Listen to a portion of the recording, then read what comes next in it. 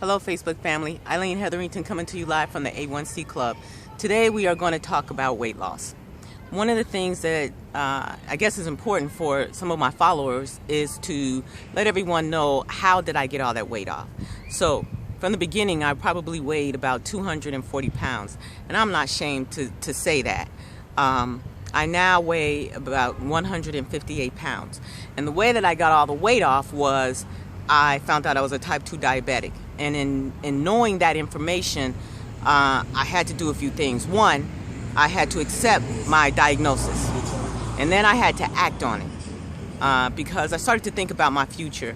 And thinking about my future as an uncontrolled diabetic meant a future full of blindness, infection, amputation, fractures, worried about heart disease, just all kind of stuff. And so I had to get it together, and I had to get it together quick. And part of getting it together quick meant no more denial about my diabetes. No more denials. And that meant that I had to start eating right. So in order to lose weight, I just cut out a lot of the carbohydrates. First of all, as a diabetic, I enrolled myself in a nutrition class, and I learned how to read labels. Label reading is so important because whatever you put in your mouth affects your body. Absolutely. So one of the things you have to learn is what you can and what you cannot eat. And you cannot eat a lot of carbohydrates as a diabetic because your cells ignore the insulin. And because of that, you just got a lot of glucose floating around in your body that's just sitting there. And it causes you all kind of problems. Okay? Now, because of that, when I was first diagnosed, I had a lot of problems going on. I mean, my eyes were affected. My vision was extremely blurry, and I could hardly see, and that scared the heck out of me. Okay, that's number one. Number two, I was having pain in my feet. My legs were aching. I was sweating really badly, profusely at times. And I knew something was wrong, but I was in denial.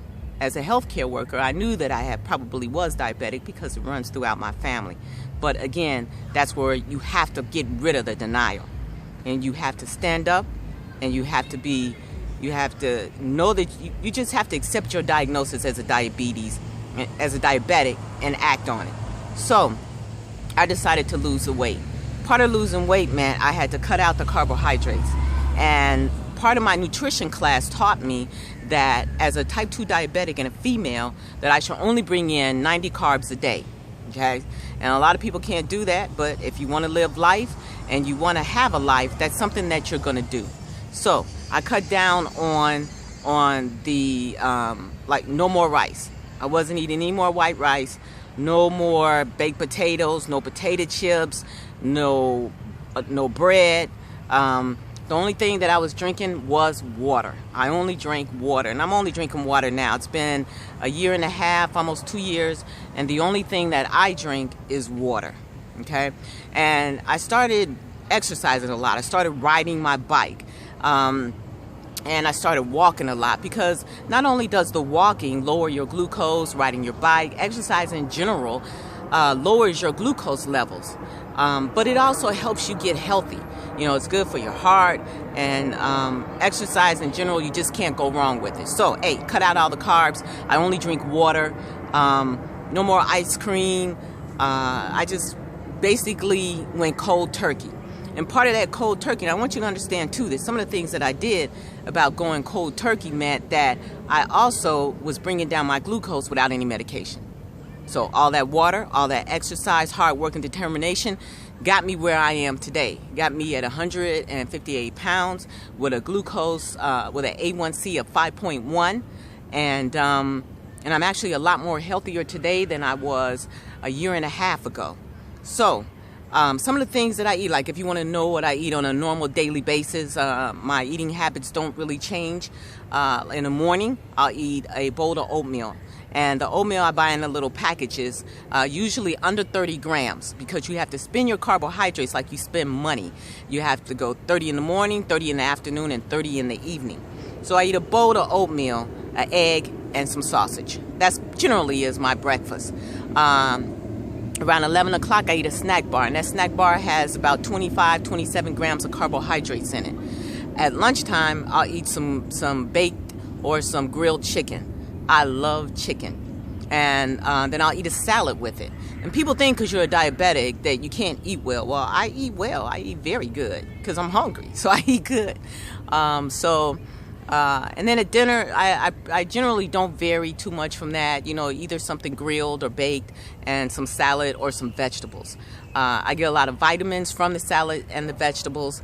And avocados give you a lot of vitamins, so I eat avocados as well.